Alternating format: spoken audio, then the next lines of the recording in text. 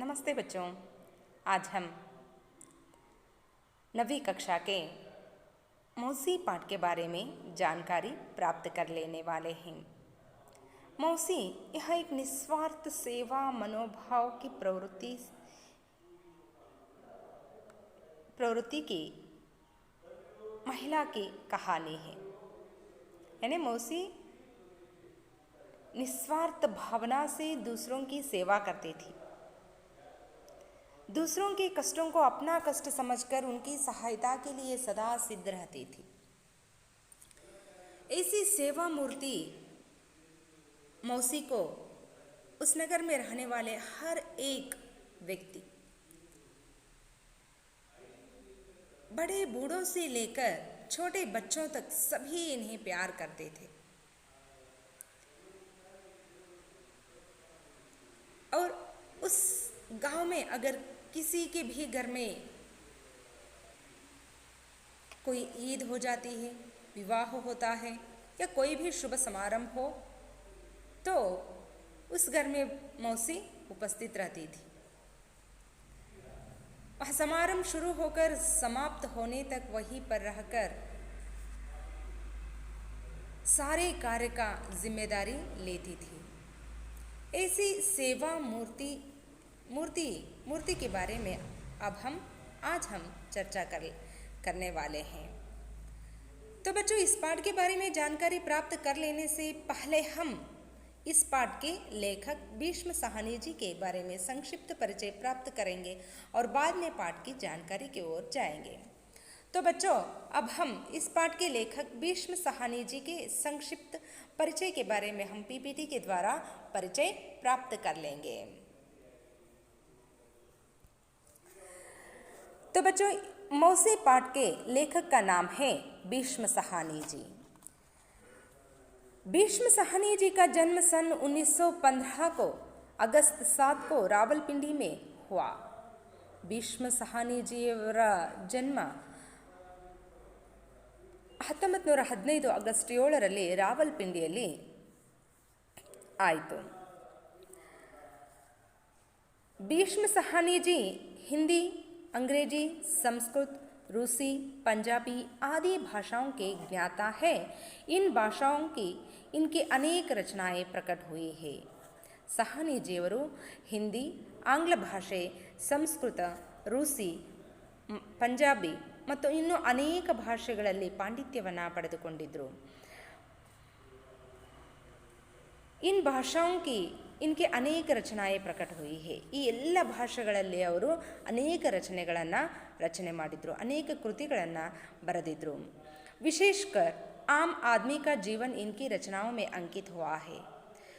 ವಿಶೇಷವಾಗಿ ಇವರು ರಚನೆ ಮಾಡಿರುವಂತಹ ಪ್ರತಿಯೊಂದು ರಚನೆಗಳಲ್ಲಿ ಕಾವ್ಯಗಳಾಗಿರ್ಬೋದು, ಕಥೆಗಳಾಗಿರ್ಬೋದು, ಕೃತಿಗಳಾಗಿರ್ಬೋದು, ಇವೆಲ್ಲವುದರಲ್ಲಿ ಸಾಮಾನ್ಯ ಮನುಷ್ಯರ ಒಂದು ಜೀವನದ ಅಂಶವನ್ನು ನಾವಲ್ಲಿ ಕಾಣಬಹುದಾಗಿತ್ತು। ಅಂದರೆ ಸಾಮಾನ್ಯ ಮನುಷ್ಯರು ಯಾವ ರೀತಿ ಜೀವನವನ್ನು ಮಾಡ್ತಾ ಇರ್ತಾರೆ, ಪ್ರತಿಯೊಂದಕ್ಕೂ ಹೇಗೆ ಲೆಕ್ಕಾಚಾರಗಳನ್ನು ಮಾಡ್ತಾ ಇರ್ತಾರೆ, ಅವರ ಕಷ್ಟಗಳು ಹೇಗಿರ್ತವೆ, ಆ ಕಷ್ಟಗಳನ್ನು ಹೇಗೆ ಅವರು ಬಗೆಹರಿಸ್ಕೊಳ್ತಾರೆ ಅನ್ನೋದ್ರ ಬಗ್ಗೆ ಇವರ ಆ ಒಂದು ವಿಷಯದ ಸುತ್ತನೇ ಇವರು ಕಥೆಗಳನ್ನು ಹೆಣಿತಾ ಇದ್ರು। झरोके, ಕಢಿಯಾ, ತಮಸ್, ಬಸಂತಿ ಆದಿ ಇನ್ಕೆ ಉಪನ್ಯಾಸ ಹೇ। ಇವು ಇವರ ಉಪನ್ಯಾಸಗಳು। ಭಾಗ್ಯರೇಖಾ, ಭಟಕ್ತಿ ರಾಖ್, ವಾಂಗ್ಮಂಚು, ಶೋಭಾಯಾತ್ರಾ ಆದಿ ಕಹಾನಿ ಸಂಗ್ರಹ ಹೇ। ಇವೆಲ್ಲವೂ ಅವರ ಕಥಾ ಸಂಕಲನಗಳಾಗಿದ್ದಾವೆ। भीष्म साहनी जी ने जीवनियाँ भी लिखी हैं, यथा भाई बलराम अपनी बात। ಅವರು ಬರೆದಿರುವಂತಹ ಜೀವನ ಚರಿತ್ರೆಗಳು ಭಾಯಿ ಬಲರಾಜ್ ಮತ್ತು ಅಪ್ನಿ ಬಾತ್ ಅನ್ನೋ ಜೀವನಿಯಾಗಳನ್ನು ಸಹ ಇವರು ಬರೆದಿದ್ದಾರೆ। ಕಬೀರಾ ಖಡಾ ಬಾಜಾರ್ ಮೇ ಮಾಧವಿ ಮುವಾವಜೆ ಆದಿ ನಾಟಕ ಹೇ। ಕಬೀರಾ ಖಡಾ ಬಾಜಾರ್ ಮೇ ಮಾಧವಿ ಮತ್ತು ಮುವಾವಜೆ ಇವರು ಬರೆದಿರುವಂತಹ ನಾಟಕಗಳಾಗಿದ್ದಾವೆ। और भीष्म साहनी जी को अनेक पुरस्कार भी मिला है। उनमें से प्रमुख इस प्रकार है: शिरोमणि पुरस्कार, साहित्य अकेडमी पुरस्कार, सोवियत लैंड नेहरू पुरस्कार इत्यादि से वे शोभित है. ಹೀಗೆ ಶಿರೋಮಣಿ ಪುರಸ್ಕಾರ, ಸಾಹಿತ್ಯ ಅಕಾಡೆಮಿ ಪುರಸ್ಕಾರ, ಸೋವಿಯತ್ ಲ್ಯಾಂಡ್ ನೆಹರು ಪುರಸ್ಕಾರ ಇನ್ನು ಮುಂತಾದ ಪ್ರಶಸ್ತಿಗಳಿಂದ ಇವರು ಗೌರವ ಸನ್ಮಾನಗಳನ್ನು ಪಡೆದುಕೊಂಡಿರುವಂತಹ ಸಾಹಿತಿಯಾಗಿದ್ದಾರೆ. तो बच्चों अब हम देखते हैं इस पाठ में मौसी का चित्रण किस प्रकार किया गया है. तो आइए बच्चों अब हम पाठ की जानकारी प्राप्त कर लेंगे. उसे सब मौसी कहकर पुकारते थे, बच्चे भी और बड़ी उम्र के लोग भी. ಅವರನ್ನು ಎಲ್ಲರೂ ಮೌಸಿ ಅಂದರೆ ಚಿಕ್ಕಮ್ಮ, ಆಂಟಿ ಅಂತ ಕರೀತಾ ಇದ್ರು. ತಾಯಿಯ ತಂಗಿಯನ್ನು ಹೇಗೆ ನಾವು ಸಂಬೋಧನೆ ಮಾಡ್ತೀವೋ ಚಿಕ್ಕಮ್ಮ ಅಥವಾ ಆಂಟಿ ಎಂದು, ಹಾಗೆಯೇ ಊರಿನ ಪ್ರತಿಯೊಬ್ಬರೂ ಸಹ ಸಣ್ಣವರಾಗಿರ್ಬೋದು, ದೊಡ್ಡವರಾಗಿರ್ಬೋದು, ಮಕ್ಕಳಾಗಿರ್ಬೋದು, ಎಲ್ಲರೂ ಇವರನ್ನು ಮೌಸಿ ಅಂತಲೇ ಕರಿತಾ ಇದ್ರು. ಬಚ್ಚೆ ಬಿ और बड़ी उम्र के लोग भी, ಚಿಕ್ಕ ಮಕ್ಕಳೂ ಸಹ ಮತ್ತು ದೊಡ್ಡ ವಯಸ್ಸಿನ ವ್ಯಕ್ತಿಗಳೂ ಸಹ ಇವರನ್ನು ಮೌಸಿ ಅಂತಲೇ ಸಂಬೋಧನೆ ಮಾಡ್ತಾ ಇದ್ರು. ಕಿಸಿ ಕಾ ಘರ್ ಬಚ್ಚಾ ಬಿಮಾರ್ ಹೋತಾ तो सबसे पहले मौसी को ही बुलाते. ಯಾರ್ದಾದ್ರೂ ಮನೆಯಲ್ಲಿ ಯಾರ್ದಾದ್ರೂ ಮಗು ಅನಾರೋಗ್ಯದಿಂದ ಬಳಲ್ತಾ ಇದ್ದರೆ ತಕ್ಷಣವೇ ಅವರು ವೈದ್ಯರನ್ನು ನೆನಪಿಸ್ಕೊಳ್ತಾ ಇರಲಿಲ್ಲ. ಅದಕ್ಕೆ ಬದಲಾಗಿ ಮೌಸಿಯನ್ನು ಅವ್ರ ಮನೆಗೆ ಕರೆತರ್ತಾ ಇದ್ರು. ಅಂದರೆ ವೈದ್ಯರಿಗಿಂತಲೂ ಹೆಚ್ಚಿನ ಅನುಭವವನ್ನು ಇವರು ಪಡ್ಕೊಂಡಿದ್ರು. ಅವರ ಆರೈಕೆಯಲ್ಲಿ ಆ ಮಗು ತುಂಬಾ ಬೇಗ ಆರೋಗ್ಯವಂತ ಮಗುವಾಗಿ ಪರಿವರ್ತನೆ ಆಗ್ತಾ ಇತ್ತು, ತುಂಬ ಬೇಗ ಚೇತರಿಸ್ಕೊಳ್ತಾ ಇತ್ತು. ಕಿಸಿ ಕೆ ಘರ್ ಶಾದಿ ಹೋತಿ ತೋ ವಹಾ ಭಿ ಸಬ್ಸೆ ಪಹಲೆ ಮೌಸಿ ಹಿ ಪಹುಂಚತಿ. ಯಾರ್ದಾದ್ರೂ ಮನೆಯಲ್ಲಿ ಮದುವೆ ಆಗ್ತಾ ಇದೆ ಅಂದರೆ ಅಲ್ಲಿಯೂ ಸಹ ಮೌಸಿನೇ ಎಲ್ಲರಿಗಿಂತ ಮೊದಲು ಹಾಜರಾಗ್ತಾ ಇದ್ದರು ಮತ್ತು ಆ ಎಲ್ಲ ಸಂಪ್ರದಾಯಗಳನ್ನು ಅಚ್ಚುಕಟ್ಟಾಗಿ ಆ ಮನೆಯವರಿಗೆ ಹೇಳಿಕೊಡ್ತಾ ಇದ್ದರು. ಎಲ್ಲದನ್ನು ಮುಂದೆ ನಿಂತು ಮಾಡಿಸ್ತಾ ಇದ್ದರು. ಮದುವೆ ಮುಗಿಯುವವರೆಗೂ ಸಹ ಅಲ್ಲೇ ಇದ್ದು ಎಲ್ಲ ಕೆಲಸ ಕಾರ್ಯಗಳಲ್ಲೂ ಮುತುವರ್ಜಿ ವಹಿಸಿ ಜವಾಬ್ದಾರಿಯಿಂದ ಆ ಕೆಲಸಗಳನ್ನು ನಿಭಾಯಿಸ್ತಾ ಇದ್ದರು. ವಧುವರರಿಗೆ ತುಂಬು ಮನಸ್ಸಿನಿಂದ ಸಂತೋಷದಿಂದ ಒಳ್ಳೆಯದಾಗಲಿ ಅಂತ ಹಾರೈಸ್ತಾ ಇದ್ದರು. दिन भर मोहल्ले में कभी एक के घर तो कभी दूसरे के घर मौसी बैठी नज़र आती थी. ಹೀಗೆ ದಿನಪೂರ್ತಿ ಯಾರ್ದಾದ್ರೂ ಒಬ್ಬರ ಮನೆಯಲ್ಲಿ ಅವರ ಕಷ್ಟಗಳ ಪರಿಹಾರಕ್ಕಾಗಿ, ಅವರ ದುಃಖವನ್ನು ಮರೆಮಾಚೋದಕ್ಕಾಗಿ, ಅವರಿಗೆ ಸಂತೋಷವನ್ನು ಕೊಡುವುದಕ್ಕಾಗಿ ಏನಾದರೂ ಒಂದು ಕೆಲಸವನ್ನು ಅವರು ಮಾಡ್ತಾನೇ ಇದ್ದರು. दोपहर होते होते मौसी स्कूल के फाटक पर जा पहुंचती. ಮಧ್ಯಾಹ್ನ ಆಗ್ತಾ ಇದ್ದಂತೆ ಮೌಸಿ ಎಷ್ಟೆಲ್ಲ ಕೆಲಸಗಳಿದ್ರೂ ಸಹ ಆ ಎಲ್ಲ ಕೆಲಸಗಳನ್ನು ಅಲ್ಲೇ ಬಿಟ್ಟು ಶಾಲೆಯ ಆವರಣಕ್ಕೆ ಬಂದು ಕೂರ್ತಾ ಇದ್ರು. छुट्टी की घंटी बजती और बच्चे भागते हुए बाहर निकलते. कोई लड़का उसके कंधों पर बस्ता डाल देता तो कोई उसके गले में मोहल्ले के सभी बच्चे उसके साथ हो लेते थे. दोपहर होते होते मौसी स्कूल के फाटक पर जा पहुंचती. ಮಧ್ಯಾಹ್ನ ಆಗ್ತಾ ಇದ್ದಂತೆ ಮೌಸಿ ಎಲ್ಲ ಕೆಲಸ ಕಾರ್ಯಗಳನ್ನು ಬಿಟ್ಟು ಶಾಲೆಯ ಆವರಣವನ್ನು ತಲುಪ್ತಾ ಇದ್ರು. छुट्टी की घंटी बजती और बच्चे भागते हुए बाहर निकलते.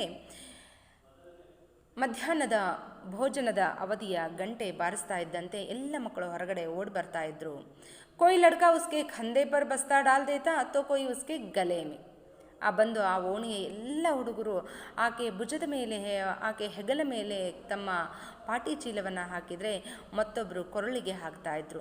ಹೀಗೆ ಎಲ್ಲರ ಪುಸ್ತಕದ ಚೀಲವನ್ನು ತಾನೇ ತೆಗೆದುಕೊಂಡು ಆ ಮಕ್ಕಳನ್ನು ಸುಸ್ತ ಕರ್ಕೊಂಡು ಕತೆಗಳನ್ನು ಹೇಳ್ತಾ, ಅವ್ರಿಗೆ ನಗೆ ಕವನಗಳನ್ನು ಹೇಳ್ತಾ, ಚುಟುಕುಗಳನ್ನು ಹೇಳ್ತಾ ಮತ್ತೆ ಮನೆಗೆ ಕರ್ಕೊಂಡು ಹೋಗ್ತಾಯಿದ್ರು.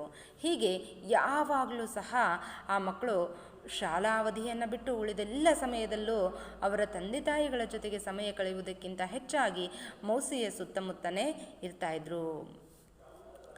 ಮೌಸಿ ಕೌನ್ ಥಿ, ಕಹಾ ಸೆ ಆಯಿ ಥಿ, ಕೋಯಿ ನಹಿ ಜಾನ್ತಾ ಥಾ.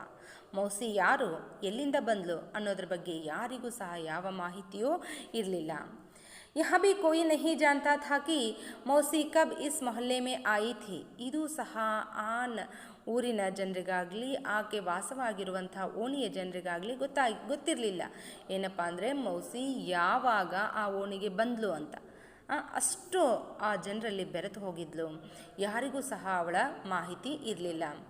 रोज़ दोपहर ढलने पर मौसी नीम के पेड़ तले पहुंच जाती थी. ರೋಸ್ ಪ್ರತಿದಿನ ಮಧ್ಯಾಹ್ನದ ಅವಧಿ ಮುಗಿದು ಸಂಜೆ ಆಗ್ತಾ ಇದ್ದಂತೆ ಮೌಸಿ ಈ ಬೇವಿನ ಮರದ ಕೆಳಗಡೆ ಬಂದು ಕುತ್ಕೊಳ್ತಾ ಇದ್ರು. ವಹಾ ಸಭಿ ಬಚ್ಚೆ ಖೇಲಾ ಕರ್ತೆ ಥೇ. ಯಾಕೆ ಆ ಬೇವಿನ ಮರದ ಕೆಳಗಡೆ ಬಂದು ಕುತ್ಕೊಳ್ತಾ ಇದ್ರು ಅಂದರೆ ಎಲ್ಲ ಮಕ್ಕಳು ಸಂಜೆ ಆಗ್ತಾ ಇದ್ದಂತೆ ಅಲ್ಲಿ ಆಟವಾಡೋದಕ್ಕೆ ಬರ್ತಾ ಇದ್ರು. मौसी को बच्चों के साथ खेलना, उन्हें कहानियाँ और चुटकुले सुनाना बहुत पसंद था. ಆ ಮೌಸಿಗೆ ಮಕ್ಕಳ ಜೊತೆ ಆಟವಾಡೋದು ಅಂದರೆ ಅವರಿಗೆ ಕತೆಗಳನ್ನು ಹೇಳೋದು, ಹನಿಗವನಗಳನ್ನು ಹೇಳೋದು, ಅವರಿಗೆ ನಗಿಸೋ ಅಂಥದ್ದು, ಇವೆಲ್ಲ ಅಂದರೆ ತುಂಬ ಸಂತೋಷವನ್ನು ಕೊಡ್ತಾ ಇರುವಂಥ ಕೆಲಸಗಳಾಗಿದ್ವು. ಅವುಗಳನ್ನು ಅವರು ತುಂಬ ಮನಸ್ಸಿನಿಂದ ಖುಷಿಯಾಗಿ ಮಾಡ್ತಾಯಿದ್ರು. ಮಕ್ಕಳ ಜೊತೆ ಆಟ ಆಡ್ತಾಯಿದ್ರು. ಅವರಿಗೆ ಒಳ್ಳೊಳ್ಳೆ ವೀರರ ದೇಶಭಕ್ತರ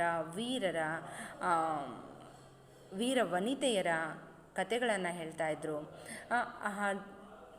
ನಗೆ ಕವನಗಳನ್ನು ಹೇಳ್ತಾಯಿದ್ರು, ಹನಿಗವನಗಳನ್ನು ಹೇಳ್ತಾಯಿದ್ರು, ಜೋಕ್ಸ್ಗಳನ್ನು ಹೇಳ್ತಾಯಿದ್ರು, ಒಳ್ಳೊಳ್ಳೆ ಕತೆಗಳನ್ನು ಹೇಳ್ತಾಯಿದ್ರು. ಹೀಗೆ ಅವ್ರ ಜೊತೆ ಸಂತೋಷದಿಂದ ಸಮಯವನ್ನು ಕಳೀತಾಯಿದ್ರು.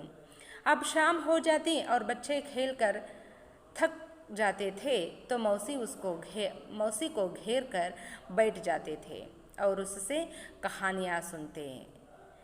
ಮಕ್ಕಳು ಸಂಜೆ ಆ ಬೇವಿನ ಮರದ ಕೆಳಗೆ ಆಟವಾಡೋದಕ್ಕೆ ಬರ್ತಾಯಿದ್ರು. ಆಟ ಆಡಿ ಸುಸ್ತಾದಾಗ, ದಣಿವಾದಾಗ ಆ ಮಕ್ಕಳು ಏನು ಮಾಡ್ತಾಯಿದ್ರು, ಮೌಸಿನ ಮಧ್ಯ ಕೂರಿಸ್ಕೊಂಡು ಆಕೆ ಸುತ್ತ ಕೂತ್ಕೊಳ್ತಾಯಿದ್ರು. ಆಗ ಮೌಸಿ ಅವರಿಗೆ ಕತೆಗಳನ್ನು ಹೇಳೋದಕ್ಕೆ ಶುರು ಮಾಡ್ತಾಯಿದ್ರು. आज मुझे जितनी कहानियाँ याद हैं, तोता तोती की कहानी, काठ के घोड़े की कहानी, सुंदर भाई की कहानी, वे सब मैंने मौसी के मुंह से ही सुनी थी. ಇಲ್ಲಿ ಆ ಮಕ್ಕಳು ಅವರಲ್ಲಿರುವಂಥ ಮಕ್ಕಳು ಅಥವಾ ಅವರ ತಂದೆ ತಾಯಂದಿರು ಹೇಳ್ತಾಯಿದ್ರು, ನಾನು ಈ ಕಥೆನ ಮೌಸಿ ಬಾಯಿಂದ ಕೇಳಿದ್ದೆ ಅಂತ. ಮಕ್ಕಳು ಸಹ ಯಾರಾದರೂ ಅವ್ರ ಶಾಲೆಯಲ್ಲಿ ಅಥವಾ ಬೇರೆಯವರು ಆ ಕಥೆಗಳನ್ನು ಹೇಳಿದಾಗ, ಹೌದು, ತೋತಾ ತೋತಿ ಗಿಳಿಮರಿಗಳ ಕಥೆಗಳಾಗಿರ್ಬೋದು, ಕಟ್ಟಿಗೆಯ ಕುದುರೆಗಳ ಕಥೆ ಆಗಿರ್ಬೋದು, ಸುಂದರವಾದಂತಹ ಅಣ್ಣನ ಕಥೆ ಆಗಿರ್ಬೋದು, ವೀರ ಸೈನಿಕರ ಕಥೆಗಳಾಗಿರ್ಬೋದು, ಇವೆಲ್ಲವೂ ಸಹ ಮೌಸಿಯ ಬಾಯಿಯಿಂದ ಕೇಳಲ್ಪಟ್ಟಿರುವಂತಹ ಕಥೆಗಳಾಗಿದ್ವು. मौसी महिला सा दुपट्टा ओढ़े रहती थी. उसके हर कोने में कुछ बांधा रहता था. ಮೌಸಿ ಯಾವಾಗಲೂ ತನ್ನ ಎದೆ ಮೇಲೆ ಒಂದು ವಸ್ತ್ರವನ್ನು ಹಾಕೊಳ್ತಾ ಇದ್ಲು. ಆ ವಸ್ತ್ರದಲ್ಲಿ ಆ ವಸ್ತ್ರದ ತುದಿಯಲ್ಲಿ ಏನಾದರೂ ಕಟ್ಕೊಂಡೇ ಇರ್ತಾಯಿದ್ರು. ಕಿಸಿ ಕೋನೆಗೆ ಥೋಡೆ ಸೆ ಚನೆ, ಆ ದುಪ್ಪಟ್ಟ ಅಂದರೆ ಆ ಮೇಲ್ಹೊದಿಕೆಯ ಒಂದು ಭಾಗದಲ್ಲಿ 4 ಮೂಲೆಗಳಲ್ಲೂ ಸಹ ಏನಾದರೂ ಒಂದನ್ನು ಕಟ್ಕೊಂಡಿರ್ತಾಯಿದ್ರು. ಯಾವುದೋ ಒಂದು ಮೂಲೆಯಲ್ಲಿ ಸ್ವಲ್ಪ ಚನೆ ಅಂದರೆ ಕಡಲೆ, ಕಿಸಿಮೆ ಟಿಕಿಯ, ಈ ರೀತಿ ಸಿಹಿ ಪದಾರ್ಥಗಳು, ಮತ್ತೊಂದು ಕಡೆ ದಾಲ್ ಫಲಿಯ, ಹೀಗೇನಾದರೂ ಒಂದೊಂದನ್ನು ಅವರು ಕಟ್ಕೊಂಡು ಇಟ್ಕೊಳ್ತಾ ಇದ್ರು. ಮತ್ತೊಂದರಲ್ಲಿ ಶೇಂಗಾ, ಮತ್ತೊಂದರಲ್ಲಿ ಅವೆಲ್ಲವನ್ನು ಕಾಳುಗಳನ್ನು, ಕೊಬ್ಬರಿ ತುರಿಯನ್ನು ಹಾಕಿ ಮಾಡಿರುವಂತಹ ಪದಾರ್ಥವನ್ನು, ಈ ರೀತಿಯಾಗಿ ರುಚಿಯಾಗಿರುವಂತಹ, ಆರೋಗ್ಯಕ್ಕೆ ಒಳ್ಳೆಯದಾಗಿರುವಂತಹ ಪದಾರ್ಥಗಳನ್ನು ತನ್ನ ಮೇಲ್ಹೊದಿಕೆಯ ತುದಿಯಲ್ಲಿ ಕಟ್ಟಿಟ್ಕೊಂಡಿರ್ತಾ ಇದ್ರು. ಮಕ್ಕಳು ದಣಿವಾಗಿ ಆಟ ಆಡಿ ದಣಿವಾದಾಗ ಆಕೆ ಸುತ್ತ ಬಂದು ಕೂತ್ಕೊಳ್ತಾ ಇದ್ರು. ಆವಾಗ ಅವ್ರಿಗೆ ಕತೆಗಳನ್ನು ಹೇಳಿ ಆಮೇಲೆ ಮೌಸಿ ಈ ತನ್ನ ದುಪ್ಪಟ್ಟದಲ್ಲಿ ತನ್ನ ಮೇಲ್ಹೊದಿಕೆಯಲ್ಲಿರುವಂಥ ಈ ಆಹಾರ ಪದಾರ್ಥಗಳನ್ನು ಅವರಿಗೆ ಹಂಚ್ತಾ ಇದ್ರು. ಮೌಸಿ ಖೋಲ್ ಕರ್ ಹಮ್ ಸಬ್ಕೋ ಹತೇಲಿ ಪರ್ ಥೋಡಾ ರಖ್ ದೇತಿ ಥಿ. ಆ ಎಲ್ಲ ಗಂಟುಗಳನ್ನು ಬಿಚ್ಚಿ, ಹತೇಲಿ ಅಂದರೆ ಅಂಗೈ, ಎಲ್ಲ ಮಕ್ಕಳ ಅಂಗೈ ಮೇಲೆ ಸ್ವಲ್ಪ ಇಡ್ತಾಯಿದ್ರು. ಎಲ್ಲರಿಗೂ ಅದನ್ನು ಹಂಚಿ ಎಲ್ಲರಿಗೂ ಸಮವಾಗಿ ಹಂಚ್ತಾಯಿದ್ರು. ಎಲ್ಲರೂ ತಿಂದು ಖುಷಿ ಪಡೋ ಹಾಗೆ ಮಾಡ್ತಾಯಿದ್ರು. कोई बच्चा उससे पूछता कि मौसी तुम कहाँ की रहने वाली हो, तो कहती तुम्हारे मोहल्ले की. ಹಾಗೆ ಮಕ್ಕಳು ಆಕೆನ ಕೇಳ್ತಾ ಇದ್ರು. ಸಾಮಾನ್ಯವಾಗಿ ಯಾವಾಗಲಾದರೂ ಕೇಳಿದಾಗ, ಮೌಸಿ ನೀನು ಎಲ್ಲಿಂದ ಬಂದೀಯಾ, ಯಾರು ನೀನು ಅಂತ ಕೇಳಿದಾಗ, ನಾನು ಎಲ್ಲಿರ್ತಿದ್ದೆ ನೀನು ಈ ಮೊದಲು ಅಂತ ಕೇಳಿದರೆ, ಆಗ ಮೌಸಿ ಹೇಳ್ತಾ ಇದ್ಲು, ನಾನು ನಿಮ್ಮ ಓಣಿಲೇ ಇರ್ತಾ ಇದ್ದೆ, ನಾನು ನಿಮ್ಮ ಓಣಿಯವಳೇ, ನಾನು ನಿಮಗೆಲ್ಲರಿಗೂ ಇಷ್ಟ ಆಗುವಂಥವಳು ಅಂಥೇಳಿ, ನಾನು ನಿಮ್ಮೆಲ್ಲರಲ್ಲೂ ಒಬ್ಬಳು ಅಂಥೇಳಿ ಹೇಳ್ತಾ ಇದ್ಲು. ಯಹ ಪೂಚ್ನೆ ಪರ್ ಕಿ ತುಮ್ ಕೌನ್ ಹೋ ಉಸ್ಕಾ ಜವಾಬ್ ಹೋತಾ ತುಮ್ಹಾರಿ ಮೌಸಿ. ಅಂದರೆ ಆ ಮಕ್ಕಳು ಸಾಮಾನ್ಯವಾಗಿ ಕೇಳ್ತಾ ಇದ್ದಂಥ ಪ್ರಶ್ನೆಗಳಂದರೆ, ಮೌಸಿ ನೀನು ಯಾರು? ಅದಕ್ಕೆ ಉತ್ತರವಾಗಿ ಮೌಸಿ ಅವ್ರಿಗೆ ಹೇಳ್ತಾ ಇದ್ರು, ತುಮ್ಹಾರಿ ಮೌಸಿ, ನಾನು ನಿಮ್ಮ ಚಿಕ್ಕಮ್ಮ ಅಂಥೇಳಿ ಉತ್ತರವನ್ನು ಕೊಡ್ತಾಯಿದ್ರು. ಕೊಯ್ ಪೂಚ್ತಾ ತುಮ್ಹಾರೆ ಬೇಟಿಯಾ ಕಹಾ ಹೇ. ಯಾವುದಾದ್ರೂ ಒಂದು ಮಗು ಅದರಲ್ಲಿ, ನಿನಗೆ ಮಕ್ಕಳಿಲ್ವಾ, ನಿನ್ನ ಮಗಳು ಎಲ್ಲಿದ್ದಾರೆ ಅಂತ ಕೇಳಿದರೆ, तो वहाँ अपनी उंगली से एक एक बच्चे को छू कर कहती, यह मेरा बेटा, यह मेरी बेटी. ಆಗ ಅವಳು ಆ ಸುತ್ತ ಕೂತಿರುವಂಥ ಪ್ರತಿಯೊಬ್ಬ ಮಗುವನ್ನು ತೋರಿಸಿ, ಇವನೇ ನನ್ನ ಮುದ್ದು ಕಂದ, ಇವನೇ ನನ್ನ ಮಗಳು ಅಂಥೇಳಿ ಪರಿಚಯ ಮಾಡಿಕೊಡ್ತಾ ಇದ್ಲು. एक दिन जब स्कूल की छुट्टी हुई, हम लोग बस्ते उठाकर बाहर निकले तो मौसी फाटक पर नहीं मिली. ಒಂದು ದಿನ ಶಾಲೆ ಗಂಟೆ ಬಾರಿಸ್ತು, ಸಂಜೆ ಶಾಲೆ ಬಿಟ್ಟು, ಆಗ ಎಲ್ಲ ಮಕ್ಕಳು ಅದೇ ಖುಷಿಯಿಂದ ಅದೇ ಸಂಭ್ರಮದಿಂದ ನಾನು ಮೊದಲು ಮೌಸಿ ಹೆಗಲಿಗೆ, ಮೌಸಿ ಕೊರಳಿಗೆ ನನ್ನ ಬಸ್ತಾ ಅಂದರೆ ಪಾಟಿ ಚೀಲವನ್ನು ಹಾಕಬೇಕು ಅಂತ ಹೇಳಿ ಓಡೋಡಿ ಬರ್ತಾರೆ. ಆದರೆ ಮೌಸಿ ಪಾಠಕ್ ಪರ್ ನಹಿ ಮಿಲಿ, ಆದರೆ ಮೌಸಿ ಆ ಶಾಲಾ ಆವರಣದಲ್ಲಿ ಎಲ್ಲಿಯೂ ಸಹ ಕಾಣಲಿಲ್ಲ. ಉಸ್ ದಿನ್ ಬಚ್ಚೋಂ ಕೋ ಕೋಯಿ ಲೇನೆ ನಹಿ ಗಯಾ. ಮೌಸಿ ಇದ್ದಿದ್ದರಿಂದ ಯಾವ ಪಾಲಕರು ಸಹ ಮಕ್ಕಳ ಬಗ್ಗೆ ತಲೆ ಕೆಡಿಸ್ಕೊಳ್ತಾ ಇರಲಿಲ್ಲ. ಹೇಗಿದ್ದರೂ ಮೌಸಿ ನಮ್ಮ ಮಕ್ಕಳನ್ನು ತುಂಬ ಜಾಗರೂಕತೆಯಿಂದ ತುಂಬ ಹುಷಾರಾಗಿ ವಾಪಸ್ ಮನೆಗೆ ಕರ್ಕೊಂಡು ಬರ್ತಾರೆ ಅಂಥೇಳಿ ನಂಬ್ತಾ ಇದ್ದರು. ಆದರೆ ಆ ದಿನ ಪಾಲಕರು ಸಹ ಬಂದಿರಲಿಲ್ಲ, ಜೊತೆಗೆ ಮೌಸಿಯೂ ಸಹ ಶಾಲಾ ಆವರಣದಲ್ಲಿ ಎಲ್ಲಿಯೂ ಕಾಣಿಸ್ಲಿಲ್ಲ. दोपहर को बच्चे खेलने के लिए निकले तो मौसी पेड़ के नीचे भी नहीं थी. ಸಂಜೆ ಬೇವಿನ ಮರದ ಕೆಳಗಡೆ ಆಟವಾಡೋದಕ್ಕೆ ಹೋದರು, ಅಲ್ಲಿಯೂ ಸಹ ಮೌಸಿ ಕಾಣಲಿಲ್ಲ. ಸಭೀನೆ ಏಕ್ ದೂಸರೆ ಸೆ ಪೂಛಾ ಪರ್ ಕಿಸಿ ಕೋ ಮಾಲೂಮ್ ನಹಿ ಥಾ ಕಿ ಮೌಸಿ ಕಹಾ ಗಯಿ ಹೇ. ಒಬ್ರಿಗೊಬ್ರು ಕೇಳ್ತಾರೆ, ಮನೆಗೆ ಬಂದು ಪಾಲಕರನ್ನ ಕೇಳ್ತಾರೆ, ಯಾರಿಗೂ ಸಹ ಮೌಸಿ ಎಲ್ಲಿ ಹೋಗಿದ್ದಾಳೆ ಅಂತ ಗೊತ್ತೇ ಇರಲಿಲ್ಲ. ಕೈ ದಿನ ಬೀತ್ ಗಯೇ ಪರ್ ಮೌಸಿ ಕಾ ಕುಚ್ ಪತಾ ನ ಚಲಾ. ಎಷ್ಟೋ ದಿನಗಳು ಕಳೆದು ಹೋದರೂ ಸಹ ಮೌಸಿ ಎಲ್ಲಿದ್ದಾಳೆ, ಹೇಗಿದ್ದಾಳೆ, ಅವಳ ಪರಿಸ್ಥಿತಿ ಏನು ಅನ್ನೋದ್ರ ಬಗ್ಗೆ ಯಾವ ಮಾಹಿತಿಯೂ ಸಹ ಸಿಗಲಿಲ್ಲ. कोई कहता मौसी के न रहने से मोहल्ला बड़ा खाली खाली लगता है, पेड़ के नीचे सूना सूना रहता है. ಅದರಲ್ಲಿ ಯಾರೋ ಒಬ್ಬರೆಲ್ಲ ಅಂದರೆ ಊರಿನ ಹಿರಿಯರು ಅವರೆಲ್ಲ ಕಟ್ಟೆ ಮೇಲೆ ಕೂತ್ಕೊಂಡು ಮಾತಾಡುವಂಥ ಸಂದರ್ಭದಲ್ಲಿ ಹೇಳ್ತಾ ಇದ್ರು, ಮೌಸಿ ಇಲ್ಲದೇ ಇರೋದ್ರಿಂದ ಇಡೀ ಊರು ಖಾಲಿಯಾಗಿದೆ, ಯಾವ ಒಂದು ಸಂತೋಷ ಆಗಲಿ ಕಳೆ ಆಗಲಿ ಇಲ್ಲ, ನಮ್ಮ ಇಡೀ ಊರೇ ಕಳಾಹೀನವಾಗಿದೆ ಅಂಥೇಳಿ ಮಾತಾಡ್ಕೊಳ್ತಾ ಇದ್ರು. ಪೇಡ್ ಕೆ ನೀಚೆ ಸುನಾ ಸುನಾ ರಾತಾ ಹೇ. ಯಾವಾಗಲೂ ಸಹ ಮೌಸಿ ಆ ಬೇವಿನ ಮರದ ಕೆಳಗಡೆ ಹೋಗಿ ಕೂತ್ಕೊಳ್ತಾ ಇದ್ಲು. ಮಕ್ಕಳೆಲ್ಲ ಅಲ್ಲಿ ಆಟ ಆಡ್ತಾಯಿದ್ರು. ದಣಿವಾದಾಗ ಮೌಸಿನ ಮಧ್ಯೆ ಕೂರಿಸ್ಕೊಂಡು ಸುತ್ತ ಎಲ್ಲ ಮಕ್ಕಳು ಕೂತ್ಕೊಳ್ತಾ ಇದ್ರು. ಮೌಸಿ ಅವರಿಗೆ ಒಳ್ಳೊಳ್ಳೆ ಕಥೆಗಳನ್ನು ಹೇಳ್ತಾ ಇದ್ರು, ನಗಿಸ್ತಾ ಇದ್ರು, ಜೊತೆಗೆ ತಮ್ಮಲ್ಲಿರುವಂತಹ ಪದಾರ್ಥಗಳನ್ನು ತಿನ್ನಲಿಕ್ಕೆ ಕೊಡ್ತಾಯಿದ್ರು. ಆದರೆ ಮೌಸಿ ಯಾವಾಗ ಕಾಣಿಸ್ಲಿಲ್ವೋ ಆಗಿಂದ ಮಕ್ಕಳು ಯಾರೂ ಸಹ ಆಟವಾಡೋದಕ್ಕೂ ಸಹ ಹೋಗಿರಲಿಲ್ಲ. ಹಾಗಾಗಿ ಆ ಬೇವಿನ ಮರವೂ ಸಹ ಕಳಾಹೀನವಾಗಿ ಕಾಣ್ತಾ ಇದೆ, ಅಲ್ಲಿಯೂ ಸಹ ಯಾರೋ ಆಟ ಆಡೋದಕ್ಕೆ ಹೋಗ್ತಾ ಇರಲಿಲ್ಲ. एक दिन हम मौसी की खोज में घूम रहे थे, तभी हमें एक मकान के अंदर से ऊंची ऊंची आवाज़ सुनाई दी. ಒಂದು ದಿನ ಮಕ್ಕಳೇ ತಮ್ಮಲ್ಲೇ ಚರ್ಚೆ ಮಾಡಿ ಒಂದು ನಿರ್ಧಾರವನ್ನು ತೆಗೆದುಕೊಳ್ತಾರೆ, ನಾವೇ ಯಾಕೆ ಮೌಸಿನ ಹುಡುಕೋದಕ್ಕೆ ಹೋಗಬಾರ್ದು. ಹಾಗಂತ ನಿರ್ಧಾರ ಮಾಡಿ ಮಕ್ಕಳೆಲ್ಲರೂ ಸೇರಿ ಮೌಸಿಯನ್ನು ಹುಡುಕೋದಕ್ಕೆ ಶುರು ಮಾಡ್ತಾರೆ. ಆಗ ತಬಿ ಹಮೇ ಏಕ್ ಮಕಾನ್ ಕೆ ಅಂದರ್ ಸೆ ಊಂಚಿ ಊಂಚಿ ಆವಾಜ್ ಸುನಾಯಿ ದಿ. ಮಕ್ಕಳು ಹುಡುಕೋದಕ್ಕೆಂತೆ ನಗರವನ್ನೆಲ್ಲ ಸುತ್ತಾಡೋದಕ್ಕೆ ಪ್ರಾರಂಭ ಮಾಡ್ತಾರೆ. ಆಗ ಆ ನಗರದ ಯಾವುದೋ ಒಂದು ಮನೆಯ ಒಳಗಡೆಯಿಂದ ಜೋರಾದ ಧ್ವನಿ ಕೇಳಿಸ್ತಾ ಇತ್ತು. हमने टेका तो नहीं ले रखा है मौसी, 20 दिन से तुम यहाँ पड़ी हो, अब तुम किसी दूसरे के घर चली जाओ. ಆ ಮನೆಯ ಒಡತಿ ಮೌಸಿಯನ್ನು ಜೋರಾಗಿ ಬೈತಾ ಇದ್ಲು. ನಾವ್ಯಾರೂ ನಿಮ್ಮನ್ನು ಗುತ್ತಿಗೆ ತೊಗೊಂಡಿಲ್ಲ, ನಿನ್ನ ಇಷ್ಟು ದಿನ ನೋಡ್ಕೊಳ್ತೀವಿ ಅಂತ ಬರೆದು ಕೊಟ್ಟಿಲ್ಲ.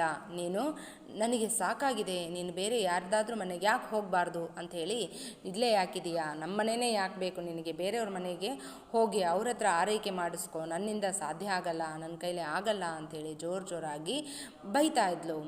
20 ದಿನ ಸೆ ತುಮ್ ಯಹಾ ಪಡಿ ಹೋ, 20 ದಿನಗಳಿಂದ ನೀನು ಇಲ್ಲೇ ಬಿದ್ದಿದೀಯಾ. ಅಬ್ ತುಮ್ ಕಿಸಿ ದೂಸರೆ ಕೆ ಘರ್ ಚಲಿ ಜಾओ, 20 ದಿನಗಳಿಂದ ನೀನು ಇಲ್ಲೇ ಬಿದ್ದಿದೀಯಾ, ನನಗೆ ಇನ್ನು ಮುಂದೆ ನಿನ್ನ ಆರೈಕೆ ಮಾಡೋದಾಗೋದಿಲ್ಲ, ಈಗ ನೀನು ಬೇರೆಯವ್ರ ಮನೆಗೆ ಹೊರಟು ಹೋಗು ಅಂಥೇಳಿ ಜೋರಾಗಿ ಬೈತಾ ಇದ್ಲು. ಮೌಸಿ ಕಾ ನಾಮ್ ಸುನ್ಕರ್ ಹಮ್ ಟಿಠಕ್ ಘರ್ ಖಡೆ ಹೋ ಗಯೇ.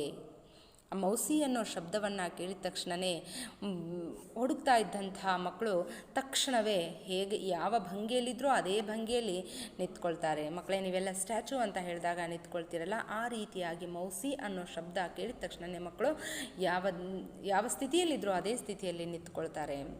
ಆಗ ಒಬ್ರಿಗೊಬ್ಬರು ಮುಖ ನೋಡಿಕೊಂಡು ಮೌಸಿ ಯಾವ ಮನೆಯಲ್ಲಿದ್ದಾಳೆ, ಆ ಧ್ವನಿ ಯಾವ ಮನೆಯಿಂದ ಬರ್ತಾ ಇದೆ ಅಂತ ಸೂಕ್ಷ್ಮವಾಗಿ ಗಮನಿಸ್ತಾರೆ.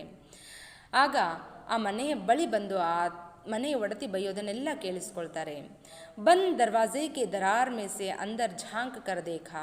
ಬಂದ್ ದರ್ವಾಜ ಅಂದರೆ ಬಾಗಿಲು, ದರಾರ್ ಅಂದರೆ ನಾವು ಎರಡೂ ಬಾಗಿಲನ್ನು ಮುಚ್ಚಿದಾಗ ಸರಿಯಾಗಿ ಚಿಲಕವನ್ನು ಹಾಕದೇ ಇದ್ದಾಗ ಸಂಧಿ ಉಳ್ಕೊಳ್ಳುತ್ತಲ್ಲ, ಅದಕ್ಕೆ ದರಾರ್ ಅಂತ ಕರಿತೀವಿ. ಬಂದ್ ದರ್ವಾಜೆ ಕಿ ದರಾರ್ ಮೇ ಸೆ ಅಂದರ್ ಝಾಂಕ್ ಕರ್ ದೇಖಾ. ಆ ಬಾಗಿಲುಗಳನ್ನು ಮುಚ್ಚಿದಾಗ ಅಲ್ಲಿ ಉಳ್ಕೊಂಡಿರುವಂಥ ಎರಡೂ ಬಾಗಿಲುಗಳ ಮಧ್ಯದ ಸಂಧಿಯಲ್ಲಿ ಅವರು ಇಣಿಕೆ ಹಾಕಿ ನೋಡ್ತಾರೆ. ಆಂಗನ್ ಮೇ ಮೌಸಿ ಏಕ್ ಖಾಟ್ ಪರ್ ಲೇಟಿ ಥಿ. ಆ ಮನೆಯ ವರಾಂಡದಲ್ಲಿ ಬಾಗಿಲ ಒಳಗಡೆ ಆವರಣದಲ್ಲಿ ಮೌಸಿ ಒಂದು ಪಲ್ಲಂಗದ ಮೇಲೆ ಮಲಗಿದ್ರು. ಬಾಲ್ ಉಲ್ಝೆ ಹುಯೆ ಅವ್ರ ಚೆಹರಾ ಪೀಲಾ ವ ಸುಖಾತಾ. ಕೂದಲುಗಳೆಲ್ಲ ಕೆದರುಕೊಂಡಿದ್ವು, ಎಣ್ಣೆ ಇಲ್ದಂಗೆ ಒಣಗೋಗಿದ್ವು, ಮತ್ತು ಮುಖವೂ ಸಹ ಹಳದಿಯಾಗಿತ್ತು, ಒಣಗೋಗಿತ್ತು. ಮುಖದಲ್ಲಿ ಯಾವ ಕಳೆಯೂ ಇರಲಿಲ್ಲ. ಆಕೆಯನ್ನು ನೋಡಿದರೆ ಶಕ್ತಿ ಇದೆ, ಅವಳು ಆರೋಗ್ಯವಾಗಿದ್ದಾಳೆ ಅಂತ ಅನ್ನಿಸ್ತಾ ಇರಲಿಲ್ಲ. ತುಂಬ ಸುಸ್ತಾಗಿ, ತುಂಬ ಕಳಾಹೀನವಾಗಿ, ತುಂಬ ಸೊರಗು ಹೋಗಿದ್ಲು. ಉಸ್ಕೆ ಪಾಸ್ ಹಿ ಖಡಿ ಏಕ್ ಔರತ್ ಉಸೆ ಢಾಂಟೆ ಜಾ ರಹಿ ಥಿ. ಅವಳ ಪಕ್ಕನೇ ಒಬ್ಬ ಹೆಂಗಸು ನಿಂತ್ಕೊಂಡು ತುಂಬ ಜೋರಾಗಿ ಬೈತಾ ಇದ್ಲು. ತು ಅಪ್ನೆ ಗಾಂವ್ ಚಲಿ ಜಾ, ನೀನು ನಿಮ್ಮೂರಿಗೆ ಹೋಗ್ಬಿಡು, ಇಲ್ಲೇ ಹಾಕಿದ್ಯಾ ಅಂಥೇಳಿ ಜೋರಾಗಿ ಬೈತಾ ಇದ್ರು. ಹಮೇ ಬಹುತ್ ಗುಸ್ಸಾ ಆಯಾ. ಆ ಮಕ್ಕಳಿಗೆಲ್ಲ ಮನೆ ಹೆಂಗಸು ಬೈತಾ ಇರೋದನ್ನು ನೋಡಿ ತುಂಬ ಕೋಪ ಬಂತು. ಮೈನೆ ಘರ್ ಲೌಟ್ಕರ್ ಮಾ ಸೆ ಕಹಾ ತೋ ವಹಾ ಬೋಲಿ बिज्जू की माँ कहाँ तक उसे अपने पास रख सकती है भला. मौसी उनके घर में काम तो करती नहीं. ಆಗ ಮಕ್ಕಳೆಲ್ಲ ಅವರವರ ಮನೆಗೆ ಹೋಗಿ ಅವರವರ ಪಾಲಕರ ಹತ್ರ ಕೇಳ್ತಾರೆ. ಆಗ ಒಬ್ಬ ಮಾಲಕ ತನ್ನ ತಾಯಿಯನ್ನು ಕೇಳ್ತಾನೆ, ಏನಂತ,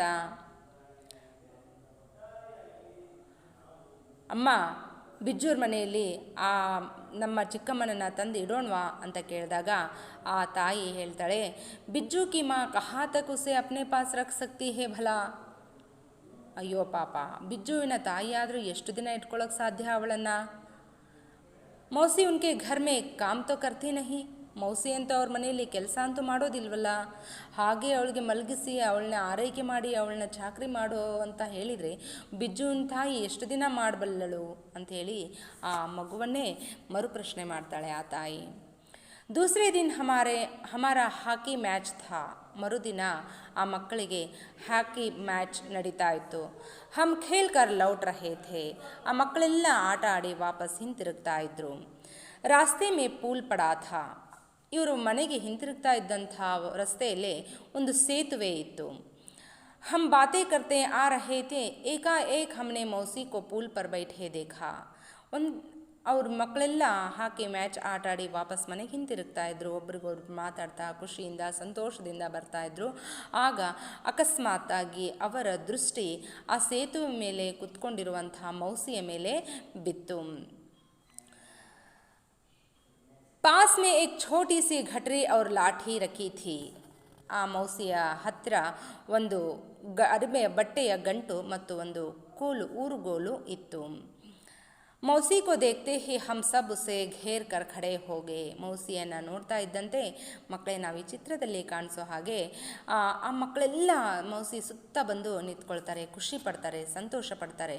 ಆಗ ಒಂದೊಂದೇ ಮಗು ಆಕೆಯನ್ನು ಪ್ರಶ್ನೆ ಮಾಡೋದಕ್ಕೆ ಶುರು ಮಾಡುತ್ತೆ. ತು ಇತ್ನೇ ದಿನ ಕಹಾ ಥಿ ಮೌಸಿ, ಯಹಾ ಕ್ಯೂ ಬೈಟಿ ಹೋ, ಏಕ್ನೇ ಪೂಛ. ಆ ಮಕ್ಕಳಲ್ಲಿ ಒಬ್ಬ ಮಗು ಕೇಳ್ತಾನೆ, ನೀ ಇಷ್ಟು ದಿನ ಎಲ್ಲಿ ಹೋಗಿದ್ದೆ ಚಿಕ್ಕಮ್ಮ, ಇಲ್ಲೇ ಕುತ್ಕೊಂಡಿದೆಯಾ ಈಗ ಅಂತ ಪ್ರಶ್ನೆ ಮಾಡ್ತಾನೆ. ಆಗ ಆ ಮಗುವಿಗೆ ಉತ್ತರಿಸ್ತಾ ಮೌಸಿ ಹೇಳ್ತಾಳೆ, ಮೈ ಯಹಾ ಸೆ ಜಾ ರಹಿ ಹೂँ ಬೇಟಾ, ನಾನು ಇಲ್ಲಿಂದ ಹೋಗ್ತಾ ಇದ್ದೀನಿ ಮಗು. ಕಹತೆ ಹುಯೆ ಮೌಸಿಗೆ ಆಂಖೆ ಬರ್ ಆಯಿ. ಅಂದರೆ ಆ ಮಗು ಪ್ರಶ್ನೆ ಕೇಳುತ್ತೆ, ಇಲ್ಲೇ ಕುತ್ಕೊಂಡಿದೀಯಾ ಚಿಕ್ಕಮ್ಮ, ನೀನು ಎಲ್ಲಿಗೆ ಹೋಗ್ತಾ ಇದೀಯಾ, ಇಷ್ಟು ದಿನ ಎಲ್ಲಿದ್ದೆ ಅಂತ ಕೇಳಿದಾಗ ಆ ಚಿಕ್ಕಮ್ಮ ಹೇಳ್ತಾಳೆ, ನಾನು ಇಲ್ಲಿಂದ ಹೊರಟೋಗ್ತಾ ಇದ್ದೀನಿ ಮಗು ಅಂತ ಹೇಳ್ತಾ ಕಣ್ ತುಂಬ ನೀರು ತಂದು ಅಳೋದಕ್ಕೆ ಶುರು ಮಾಡ್ತಾಳೆ. ಆಗ ಮತ್ತೊಬ್ಬ ಮಗು ಆ ಚಿಕ್ಕಮ್ಮನನ್ನು ಪ್ರಶ್ನೆ ಮಾಡುತ್ತೆ. ತೂ ತೋ ಬಿಮಾರ್ ಥಿ ಮೌಸಿ, ತಬಿಯತ್ ಕೈಸಿ ಹೇ, ಬಲ್ದೇವ್ನೇ ಪೂಜ. ಬಲ್ದೇವ್ ಅನ್ನೋ ಮಗು ಆಕೆ ಚಿಕ್ಕಮ್ಮನನ್ನು ಪ್ರಶ್ನೆ ಮಾಡುತ್ತೆ. ನೀನಂತೂ ಅನಾರೋಗ್ಯದಿಂದ ಬಳಲ್ತಾ ಇದ್ದೆ, ನೀನು ಕಾಯಿಲೆಗೆ ಒಳಗಾಗಿದ್ದೆ ಅಲ್ವಾ, ಈಗ ನಿನ್ನ ಆರೋಗ್ಯ ಹೇಗಿದೆ ಅಂಥೇಳಿ ಕೇಳ್ತಾನೆ. ಆಗ ಬಲ್ದೇವ್ಗೆ ಉತ್ತರಿಸ್ತಾ ಚಿಕ್ಕಮ್ಮ ಹೇಳ್ತಾಳೆ, ಬೇಟಾ मैं ठीक हो गई हूँ, देखते नहीं अपने पैरों से चलकर यहाँ तक आई हूँ. ಮಗು, ನಾನು ಆರೋಗ್ಯವಾಗಿದ್ದೀನಲ್ಲ, ನೀವೆಲ್ಲ ನೋಡ್ತಾ ಇದ್ದೀರಲ್ವಾ, ನಾನು ಆ ಮನೆಯಿಂದ ಇಲ್ಲಿವರೆಗೂ ನಡ್ಕೊಂಡೇ ಬಂದಿರೋದು ಅಂಥೇಳಿ ಹೇಳ್ತಾಳೆ. ತು ಕ್ಯೂ ಜಾ ರಹಿ ಹೇ ಮೌಸಿ, ತು ಮತ್ ಜಾ. ಆಗ ಮತ್ತೊಬ್ಬ ಮಗು ಹೇಳುತ್ತೆ, ಎಲ್ಲಿಗೆ ಹೋಗ್ತಾ ಇದೀಯಾ ಮೌಸಿ, ನೀನು ಯಾಕೆ ಹೋಗಬೇಕು, ನೀನು ಎಲ್ಲೂ ಹೋಗಬೇಡ, ಇಲ್ಲೇ ಇರು ಅಂಥೇಳಿ ಆಕೆಯನ್ನು ಬೇಡ್ಕೊಳ್ತವೆ.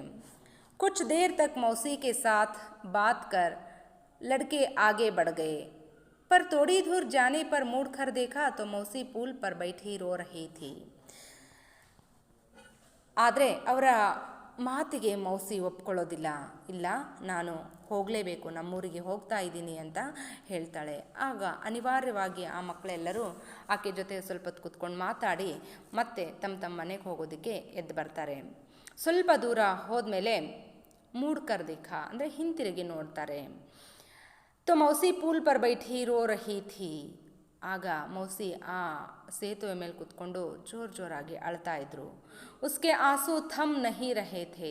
ಆಕೆ ಎಷ್ಟೇ ಕಷ್ಟಪಟ್ಟರೂ ಸಹ ನಾನು ಕಣ್ಣೀರು ಹಾಕಬಾರ್ದು, ನನ್ನ ಕಣ್ಣಿಂದ ನೀರು ಬರಬಾರ್ದು ಅಂಥೇಳಿ ಎಷ್ಟೇ ಕಣ್ಣೀರನ್ನು ಒರೆಸ್ಕೊಳ್ತಾ ಇದ್ರೂ ಸಹ ಆಕೆಗೆ ಅಳುವನ್ನು ತಡೆಯೋದಕ್ಕೆ, ದುಃಖವನ್ನು ತಡೆಯೋದಕ್ಕೆ ಸಾಧ್ಯವೇ ಆಗ್ತಾ ಇರಲಿಲ್ಲ. ಸಹಸಾ ಸಬಿ ಲಡ್ಕೆ ಲೌಟ್ ಪಡೆ. ಆಕೆ ಅಳೋದನ್ನು ನೋಡಿ ಎಲ್ಲ ಮಕ್ಕಳು ಮತ್ತೆ ಹಿಂತಿರುಗಿ ಓಡಿ ಬರ್ತಾರೆ. ಆಗ ಮಕ್ಕಳೆಲ್ಲ ಒಟ್ಟಿಗೆ ಹೇಳ್ತಾರೆ, ಹಮ್ ತುಮ್ಹೆ ಕಹಿ ನಹಿ ಜಾನೆ ದೇಂಗೆ ಮೌಸಿ, ತು ಹಮಾರೆ ಸಾಥ್ ವಾಪಸ್ ಮೊಹಲ್ಲೆ ಮೇ ಚಲ್, ಸಬ್ನೆ ಏಕ್ ಸ್ವರ್ ಮೇ ಕಹಾ. ಆ ಮಕ್ಕಳೆಲ್ಲ ಒಟ್ಟಿಗೆ ಹೇಳ್ತಾರೆ, ನಾವು ನಿಮ್ಮನ್ನೆಲ್ಲಿ ಹೋಗೋದಕ್ಕೆ ಬಿಡೋದಿಲ್ಲ, ನೀವು ಯಾವಾಗಲೂ ಕೊನೆಯವರೆಗೂ ಸಹ ನಮ್ಮ ಜೊತೆಗೆ ಇರಬೇಕು, ಈಗ ನೀವು ಯಾವ ಮಾತನ್ನು ಆಡದೆ ನಮ್ಮ ಓಣಿಗೆ ಬರ್ರಿ ಅಂಥೇಳಿ ಎಲ್ಲರೂ ಒಟ್ಟಿಗೆ ಹೇಳ್ತಾರೆ. दो तीन लड़के भागकर सड़क पार गए जहाँ एक दुकान के सामने खाट बिछी थी. ಒಂದಿಬ್ಬರು 3 ಜನ ಮಕ್ಕಳು ಆ ರಸ್ತೆಯನ್ನು ದಾಟಿ ಪಕ್ಕದ ಬೀದಿಯಲ್ಲಿರುವಂಥ ರಸ್ತೆಯ ಆ ಬದಿಗೆ ಹೋಗಿ ಅಲ್ಲಿ ಒಂದು ಅಂಗಡಿಯ ಮುಂದೆ ಪಲ್ಲಂಗವನ್ನು ಹಾಕಿರ್ತಾರೆ. ಆ ಅಂಗಡಿಯವರನ್ನು ಕೇಳಿಕೊಂಡು ಆ ಪಲ್ಲಂಗವನ್ನು ತೆಗೆದುಕೊಂಡು ಬರ್ತಾರೆ. वे काट उठा लाए, उस पर उन्होंने मौसी को जबरदस्ती बैठा दिया. ಮೌಸಿ ಎಷ್ಟೇ ಬೇಡ ಅಂದರೂ ಒತ್ತಾಯಪೂರ್ವಕವಾಗಿ ಮೌಸಿಯನ್ನು ಆ ಕಾಟ್ ಮೇಲೆ ಎತ್ತಿ ಇವರೇ ಕೂರಿಸ್ತಾರೆ. ಸಾತ್ ಮೇ ಘಟ್ರಿ ಅವ್ರ ಲಾಟಿ ಭೀ ರಖಿ ಥಿ. ಜೊತೆಗೆ ಆ ಪಲ್ಲಂಗದ ಮೇಲೆ ಮೌಸಿಯನ್ನು ಮಕ್ಕಳೇ ಎತ್ತಿ ಕೂರಿಸ್ತಾರೆ. ಅದ್ರ ಜೊತೆಗೇ ಆಕೆಯ ಬಟ್ಟೆಯ ಗಂಟು ಮತ್ತು ಊರುಗೋಲನ್ನು ಸಹ ಇಡ್ತಾರೆ. ಫಿರ್ ಕಾಟ್ ಉಠಾಕರ್ ಸಬಿ ಬಚ್ಚೆ ಮೊಹಲ್ಲೆ ಕಿ ಓರ್ ಚಲ್ ಗಯೆ. ಜೊತೆಗೆ ಆಕೆನ ಆ ಬಟ್ಟೆ ಗಂಟು, ಊರುಗೋಲು ಮತ್ತು ಮೌಸಿಯನ್ನು ಕಾಟ್ ಮೇಲೆ ಕೂರಿಸ್ಕೊಂಡು ಕಾಟನ್ನು ಹೊತ್ಕೊಂಡು ಅವರು ತಮ್ಮ ಓಣಿಗೆ ಬರ್ತಾರೆ. इस चित्र में जिस तरह दिखाई दे रहा है, ठीक उसी तरह बच्चे मौसी को मोहल्ले तक ले आते हैं. ಈ ಚಿತ್ರದಲ್ಲಿ ಕಾಣಿಸ್ತಾ ಇರೋ ಹಾಗೆ ಮೌಸಿಯನ್ನು ಪಲ್ಲಂಗದ ಮೇಲೆ ಕೂರಿಸ್ಕೊಂಡು ಮಕ್ಕಳೆಲ್ಲರೂ ಅದನ್ನು ಹೊತ್ಕೊಂಡು ತಮ್ಮ ಓಣಿಗೆ ಬರ್ತಾರೆ. खाट को हम लोग सीधे नीम के पेड़ के नीचे ले गए. ಅವರೆಲ್ಲ ಮಕ್ಕಳು ಆ ಕಾಟನ್ನು ಬೇವಿನ ಮರದ ಕೆಳಗಡೆ ತೆಗೆದುಕೊಂಡು ಹೋಗ್ತಾರೆ. ಯಾಕಂತಂದರೆ ಬಲದೇವನ ತಾಯಿ ಆ ಬಿಜ್ಜು ಪ್ರಶ್ನೆ ಮಾಡಿದಾಗ ಬಿಜ್ಜುವಿನ ತಾಯಿ ಎಷ್ಟು ದಿನ ಇಟ್ಕೊಳ್ಬಲ್ಲು ಆಕೆ ಅಂತ ಅವ್ರ ಮನೇಲಿ ಕೆಲಸ ಮಾಡೋದಿಲ್ಲಲ್ವಾ ಅಂತ ಹೇಳಿರ್ತಾರೆ. ಹಾಗಾಗಿ ಮಕ್ಕಳೆಲ್ಲ ಒಂದು ನಿರ್ಧಾರವನ್ನು ಮಾಡ್ತಾರೆ, ಯಾರ ಮನೆಗೂ ಮೌಸಿನ ಕರ್ಕೊಂಡು ಹೋಗೋದು ಬೇಡ, ಆಕೆನ ಇಲ್ಲೇ ಬೇವಿನ ಮರದ ಕೆಳಗಡೆನೇ ಇಟ್ಟು ನಾವೇ ಆರೈಕೆ ಮಾಡೋಣ ಅಂಥೇಳಿ ಮಾತಾಡ್ಕೊಳ್ತಾರೆ. ಕನ್ಹಯ್ಯ ಭಾಗ್ಕರ್ ಅಪ್ನೆ ಘರ್ ಸೆ ದರಿ ಔರ್ ತಕಿಯಾ ಉಠಾ ಲಾಯ. ಕನಯ್ಯ ಓಡ್ ಹೋಗಿ ತಮ್ಮ ಮನೆಯಿಂದ ಮಲ್ಕೊಳ್ಳೋದಕ್ಕೆ ಹಾಸಿಗೆ ಮತ್ತು ತಲೆದಿಂಬನ್ನು ತೆಗೆದುಕೊಂಡು ಬರ್ತಾನೆ. ಯೋಗರಾಜ್ ಅಪ್ನೆ ಘರ್ ಸೆ ಏಕ್ ಕಟೋರಾ ದೂದ್. ಯೋಗರಾಜ್ ಅನ್ನೋ ಬಾಲಕ ತಮ್ಮ ಮನೆಯಿಂದ ಒಂದು ಬಟ್ಟಲಿನಷ್ಟು ಹಾಲನ್ನು ತೆಗೆದುಕೊಂಡು ಬರ್ತಾನೆ. ಗೋಪಾಲ್ ಅಪ್ನೆ ಘರ್ ಸೆ ಲೈಂಪ್ ಉಠಾ ಲಾಯ. ಗೋಪಾಲ್ ಅನ್ನೋನು ತಮ್ಮ ಮನೆಯಿಂದ ದೀಪವನ್ನು ತಗೊಂಡು ಬರ್ತಾನೆ. बलदेव के पिता डॉक्टर थे, वहाँ अपने पिता को क्लिनिक से खींच लाया. मौसी बीमार है, आप चल कर देखिए. ಬಲದೇವನ ತಂದೆ ಡಾಕ್ಟರ್ ಆಗಿದ್ದರು. ಅವನು ಕ್ಲಿನಿಕ್ಕಿಗೆ ಹೋಗಿ ತಮ್ಮ ತಂದೆಯನ್ನು ಮೌಸಿಗೆ ಹುಷಾರಿಲ್ಲ, ಬಂದು ನೀವು ಅವರಿಗೆ ಚಿಕಿತ್ಸೆ ಮಾಡಿ ಅಂತ ಹೇಳಿ ಹೇಳ್ಕೊಂಡು ಬರ್ತಾನೆ.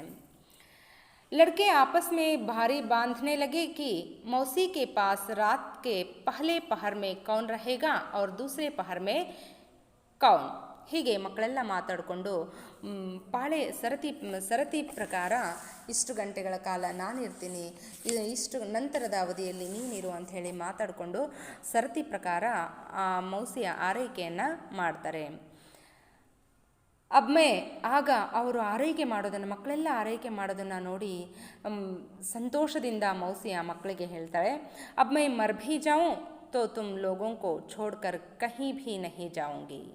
ನಾನೀಗ ನನಗೆ ಪ್ರಾಣ ಹೋದರೂ ಸಹ ನನ್ನ ಆತ್ಮ ನಿಮ್ಮ ಜೊತೆಯಲ್ಲೇ ಇರುತ್ತೆ, ನಾನು ನಿಮ್ಮನ್ನು ಬಿಟ್ಟು ಎಲ್ಲಿಯೂ ಹೋಗಲ್ಲ ಅಂಥೇಳಿ ಹೇಳ್ತಾಳೆ. इस तरह कहकर मौसी ने तसल्ली दी, तब जाकर सबको चैन मिला. ಹೀಗೆ ಆ ಮೌಸಿಯ ಸಮಾಧಾನದ ಮಾತುಗಳನ್ನು ಕೇಳಿದಾಗ ಮಕ್ಕಳಿಗೆಲ್ಲರಿಗೂ ಸಹ ಸಮಾಧಾನವಾಯಿತು. ಆಗ ಅವರು ನೆಮ್ಮದಿಯ ಉಸಿರನ್ನು ಬಿಟ್ಟರು, ನಿಟ್ಟುಸಿರನ್ನು ಬಿಟ್ಟರು. ಇಸ್ ತರಹ ಮೌಸಿ ಮೊಹಲ್ಲೆ ಮೇಲ್ ಲೌಟ್ ಆಯಿ. ಈ ರೀತಿಯಾಗಿ ಮೌಸಿ ಮತ್ತೆ ಆ ಓಣಿಗೆ ಹಿಂತಿರುಗಿ ಬಂದರು. ಬಚ್ಚೋನೆ ಉಸೆ ಜಾನೆ ನಹಿ ದಿಯಾ. ಮಕ್ಕಳು ಯಾರೂ ಸಹ ಅವರನ್ನು ಹೋಗೋದಕ್ಕೆ ಬಿಡಲಿಲ್ಲ.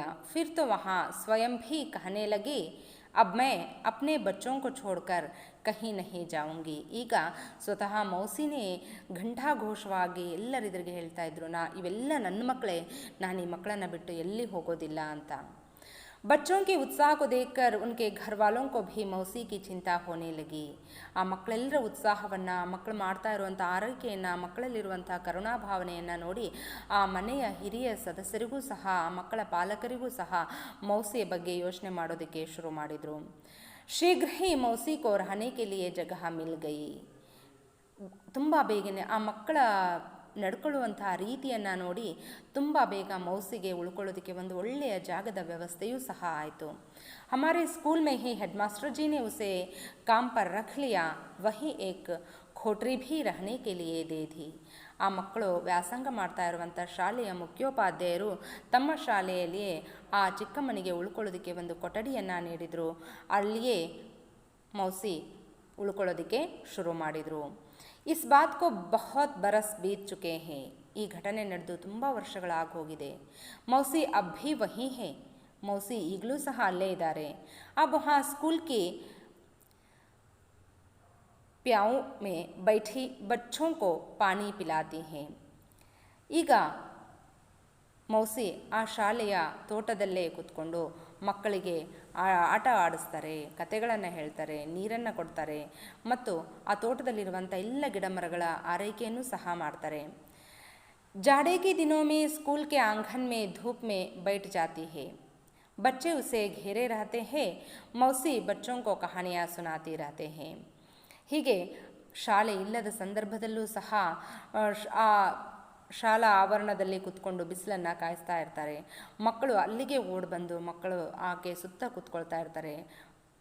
ಆ ಚಿಕ್ಕಮ್ಮ ಮಕ್ಕಳಿಗೆ ಒಳ್ಳೊಳ್ಳೆ ಕಥೆಗಳನ್ನು ಹೇಳ್ತಾ ಇರ್ತಾರೆ. कभी कभी लाठी ठेकती हुई मोहल्ले का चक्कर काटती है. सभी घरों में झांक घरवालों का कुशल क्षेम पूछती है. ಕೆಲವೊಂದು ಸಲ ತನ್ನ ಊರುಗೋಲನ್ನು ಹಿಡ್ಕೊಂಡು ಊರೆಲ್ಲ ಸುತ್ತಾರೆ. ಜೊತೆಗೆ ಎಲ್ಲರ ಮನೆಗೂ ಹೋಗಿ ಅವರ ಯೋಗಕ್ಷೇಮವನ್ನು ಕೇಳಿಕೊಂಡು ಮತ್ತೆ ವಾಪಸ್ ಹಿಂತಿರುಗಿ ತಮ್ಮ ಕೊಠಡಿಗೆ ಬರ್ತಾರೆ. ಫಿರ್ ಸಾಂಜ್ ಢಲೆ ಅಪ್ನಿ ಕೋಟ್ರಿ ಮೇ ಲೌಟ್ ಆತಿ ಹೇ. ಮತ್ತೆ ಸಂಜೆ ಆಗ್ತಾ ಇದ್ದಂತೆ ತಮ್ಮ ಕೊಠಡಿಗೆ ಬಂದು ಬಿಸಿ ಬಿಸಿಯಾದ ಆಹಾರವನ್ನು ಭೋಜನವನ್ನು ಮಾಡಿಕೊಂಡು ಊಟ ಮಾಡಿ ಸಂತೋಷದಿಂದ ಸಮಯವನ್ನು ಕಳೀತಾರೆ. तो बच्चों, आप सभी को मालूम हो गया है कि मौसी किस तरह निस्वार्थ सेवा मनोभाव से बच्चों की सेवा करती थी. उसका फल तो बहुत ही मीठा ही मिला. मौसी ಮೊದಲು ನಿಸ್ವಾರ್ಥ ಸೇವಾ ಮನೋಭಾವದಿಂದ ಮಕ್ಕಳಿಗೆ ಆರೈಕೆ ಮಾಡಿರುವಂಥ ಎಲ್ಲರಿಗೂ ಸಹಾಯ ಮಾಡಿರುವ ಕಾರಣದಿಂದಲೇ ಆಕೆಗೆ ಕಷ್ಟದ ಸಂದರ್ಭ ಬಂದಾಗ ಮಕ್ಕಳೆಲ್ಲರೂ ಸೇರಿ ಅದೇ ನಿಸ್ವಾರ್ಥ ಸೇವಾ ಮನೋಭಾವದಿಂದ ಮಕ್ಕಳೂ ಸಹ ಆ ಚಿಕ್ಕಮ್ಮಳಿಗೆ ಆರೈಕೆಯನ್ನು ಮಾಡಿ ಆಕೆಯನ್ನು ತುಂಬ ಬೇಗನೆ ಗುಣಮುಖಗೊಳ್ಳುವಂತೆ ಮಾಡಿದರು. ಹಾಗೆ ಮಕ್ಕಳೇ, ನೀವು ಸಹ ನಿಮ್ಮ ಜೀವನದಲ್ಲೂ ಅಂಥದ್ದೇ ಒಳ್ಳೆಯ ಗುಣಗಳನ್ನು ಅಳವಡಿಸಿಕೊಂಡು ಉತ್ತಮ ಸಾಧನೆಯನ್ನು ಮಾಡಿ ಜೀವನದಲ್ಲಿ ಸದಾ ಸಂತೋಷದಿಂದ ಇರುವಿರೆಂದು ಆಶಿಸುತ್ತಾ ಈ ಪಾಠವನ್ನು ಮುಗಿಸ್ತಾ ಇದ್ದೇನೆ. ಮತ್ತೆ ನಾಳೆ ಮತ್ತೊಂದು ಪಾಠದೊಂದಿಗೆ ಭೇಟಿಯಾಗೋಣ. ಅಲ್ಲಿವರೆಗೂ ತಮ್ಮೆಲ್ಲರಿಗೂ ಧನ್ಯವಾದಗಳು.